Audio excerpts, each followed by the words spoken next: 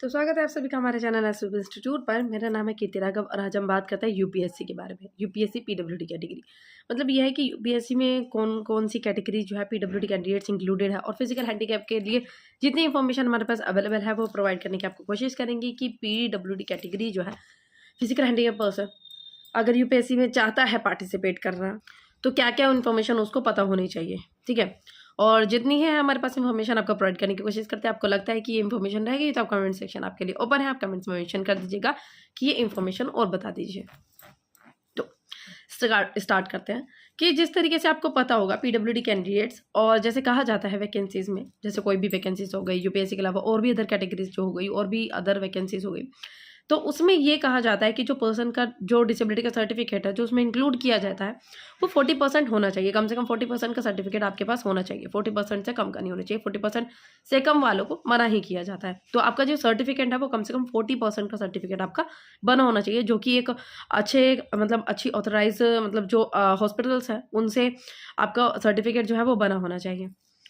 तो जो person with disabilities अगर यूपीएससी के लिए आप प्रिपरेशन कर रहे हैं तो कौन कौन सी कैटेगरीज को इसमें इंक्लूड किया जाता है, तो ये कहा जा रहा है कि यूपीएससी के अकॉर्डिंग जैसे हमने ये पीडीएफ डाउनलोड किया गया है तो इसमें जो वैकेंसीज बताई गई है और कौन कौन सी पीडब्ल्यूडी कैटेगरीज में बताई गई है, जो पीडब्ल्यूबीडी जो कैटेगरीज है डिसेबिलिटीज है, जो कहा जा रहा है कि ये एलिजिबल है इस फॉर्म को फिलअप करने के लिए या फिर यूपीएससी का फॉर्म भरने के लिए या फिर उस पोस्ट में अप्लाई करने के लिए।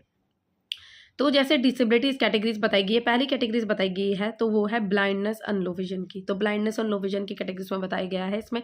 तो आपने जैसे भी देखा भी होगा कि एक आईएएस ऑफिसर जो बनी है वो काफ़ी आपके लिए बहुत ज़्यादा लोगों के लिए काफ़ी ज़्यादा एक इंस्पिरेशनल, काफ़ी ज़्यादा मोटिवेशनल है। उनको देखकर बहुत एक अच्छा फील होता है कि ये है इनकी कंडीशन। उसके बाद इन्होंने इतने बड़े एग्जाम को क्लियर किया और उतनी ऊंची पोस्ट पर वो आ जाकर बैठी है। तो आप हम लोगों को एक काफ़ी ज़्यादा एक अंदर से इंस्पिरेशन देती हैं कि भाई हमें कुछ सीखना चाहिए इनसे, कि उन्होंने हार नहीं मानी और इस एग्ज़ाम को क्लियर कर दिखाया, ठीक है। तो दैन सेकंड है जिसमें कहा जा रहा है कि डिसेबिलिटी कैटेगरी दैन फिर deaf and hard of hearing. Deaf और हार्ड ऑफ हियरिंग इसमें बताया गया जो आपकी हियरिंग से रिलेटेड है, इसे हियरिंग से रिलेटेड डिसेबिलिटी है। देन थर्ड में आपको बताया गया है लोकोमोटर डिसेबिलिटी, जैसे मूवमेंट्स में।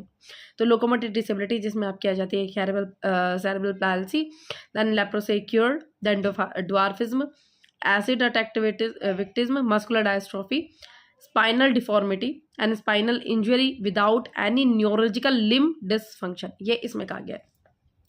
तो लोकोमोटर डिसेबिलिटीज में जैसे मैंने आपको बताया कि ये डिसेबिलिटीज इसमें इंक्लूडेड की गई है, लेकिन नीचे एक अलग से लाइन मेंशन है, हाईलाइट करके बताया गया है इसमें कि spinal deformity and spinal injury हो, इसमें हो बताइए इसमें इंक्लूड है without any neurological limb dysfunction. तो ये अलग से लाइन्स में मेंशन की गई। देन आ जाता है fourth autism, intellectual disability, then specific learning disability and mental illness. तो इन डिसेबिलिटीज़ को भी इसमें बताया गया, इंक्लूड किया गया है कि ये भी अप्लाई कर सकते हैं। देन आ जाता है multiple disability from amongst person under clauses 1 to 4, इसमें इंक्लूडिंग जैसे डीफ ब्लाइंडनेस। तो ये कुछ कैटेगरीज हैं जो कि यूपीएससी में बताया गया है कि ये इसको बताया गया है कि ये फॉर्म में अप्लाई कर सकते हैं। तो 40% का डिसेबिलिटी का सर्टिफिकेट जो है इन कैटेगरीज का बना होना चाहिए। जो भी पर्सन इसमें इंक्लूडेड है, फॉर्म भरना चाहते हैं तो 40% का सर्टिफिकेट इसमें बताया गया है। देन हम बात करते हैं कि क्या एज रिलैक्सेशन इसमें मिलेगा। स्क्राइब की फैसिलिटी के बारे में पता होगा कि जो पर्सन है वो अगर अब अपना स्क्राइब खुद से करना चाहता है तो या फिर स्क्राइब चाहता है कि गवर्नमेंट उसको प्रोवाइड करे, तो उसके लिए मैं आपको एक स्क्राइब से रिलेटेड एक अलग वीडियो अपलोड करूँगी आप लोगों की हेल्प के लिए, ताकि आपको स्क्राइब से रिलेटेड जो क्वेश्चंस हो, जो आपके माइंड में कोई भी दिक्कत आ रही हो, आपको इससे डाउट्स हो स्क्राइब से रिलेटेड, तो वो आपको डाउट सॉल्व हो जाए। तो ये अभी वीडियो है। पहले फ़िलहाल यूपीएससी के बारे में बात करते हैं कि क्या क्या आपका एज रिलैक्सेशन है, क्या कैटेगरीज में इंक्लूडेड है। तो जो इसमें बताया गया है कि क्या क्या एज रिलैक्सेशन इसमें आपको मिलेगी जो पीडब्ल्यूबीडी कैंडिडेट्स हैं उनके लिए।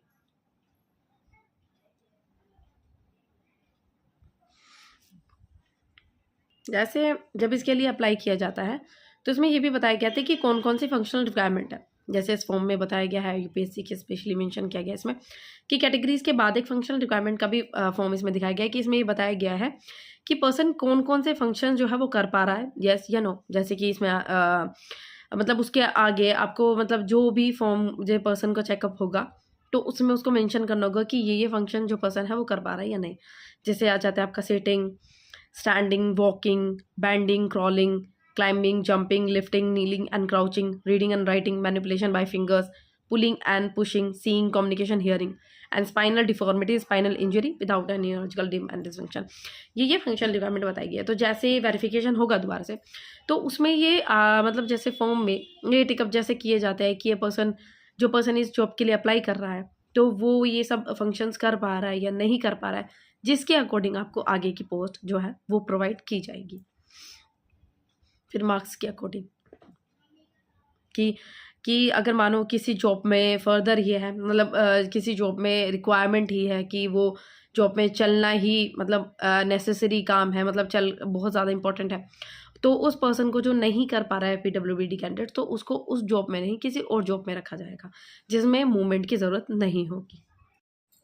और PWBD कैंडिडेट्स हैं उनको एज रिलैक्सेशन UPSC में कितना कितना मिला हुआ है। जैसे एज रिलैक्सेशन है, OBC कैटेगरी को 3 साल का एज रिलैक्सेशन दिया जाएगा, SC ST कैटेगरी को 5 का, और PWBD कैंडिडेट्स हैं उनको 10 ईयर्स का एज रिलैक्सेशन मिलेगा। और मानो किसी बच्चे का डाउट हो कि भाई वो PWBD कैंडिडेट्स भी है, फिजिकल हैंडीकैप पर्सन भी है, साथ में वो SC ST भी है, तो 10 ईयर्स PWD के और बाकी आपके 5 ईयर्स SC ST के, तो 15 ईयर्स का एज रिलैक्सेशन मिलेगा। दैन OBC है तो 13 ईयर्स का एज रिलैक्सेशन मिलेगा। इस तरीके से आपको एज रिलैक्सेशन इसमें दिया जाएगा। नंबर ऑफ अटैम्प्ट्स भी आपके लिए जो है PWBD कैंडिडेट्स हैं उनके लिए 9 नंबर ऑफ अटैम्प्ट जो है वो दिए जा रहे हैं कि PWD कैंडिडेट के पास 9 नंबर ऑफ अटैम्प्ट है, वो अप्लाई कर सकता है। और एक और चीज़ कही गई है कि एक अपॉइंट की जाएगी ग्रीवेंसेस रिड्रेसल ऑफिसर, मतलब जहाँ पर आपकी कोई कंप्लेन हो, आपके साथ किसी तरीके का डिस्क्रिमिनेशन किया जा रहा हो, तो वहाँ पर आप अपनी कंप्लेन को फाइल कर सकते हैं। तो ग्रीवेंसेस रिड्रेसल ऑफिसर बनाया गया है, एक फर्स्ट अपॉइंट किया गया है, जिनमें बच्चे हैं PWD कैटेगरी है, वो अपनी कंप्लेन को यहाँ पर फाइल कर सकते हैं। अगर उनके साथ किसी भी तरीके का डिस्क्रिमिनेशन किया जा रहा हो या फिर उनकी कोई भी शिकायत हो, तो वो यहाँ पर कंप्लेन कर सकते हैं for speedy disposal of grievances complaints. और ये भी कहा जा रहा है इसमें maintaining of registrar of complaint of PWD, जो पर्सन विद डिसेबिलिटी है इसी ऑफिस में उनकी एक कंप्लेंट का रजिस्टर जो है वो प्रिपेयर किया जाएगा।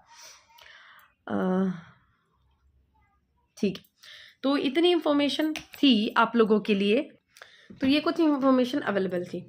तो अगर वीडियो इन्फॉर्मेटिव लगी हो, आपको पसंद आई हो, थोड़ी बहुत भी कुछ हेल्प हुई हो हमारे वीडियो की वजह से, तो हमारे वीडियो को लाइक कर दीजिए। और जिन बच्चों ने इस चैनल को सब्सक्राइब नहीं किया है वो हमारे चैनल को सब्सक्राइब कर दीजिए। और भी कोई अगर आप इस टॉपिक से रिलेटेड आपका कोई भी डाउट हो तो कमेंट सेक्शन आपके लिए ओपन है। कमेंट सेक्शन में मेंशन कर दीजिएगा कि आपको ये डाउट है और इस चीज़ से रिलेटेड, इस टॉपिक से रिलेटेड आपको UPSC में उस टॉपिक से रिलेटेड और वीडियो चाहिए।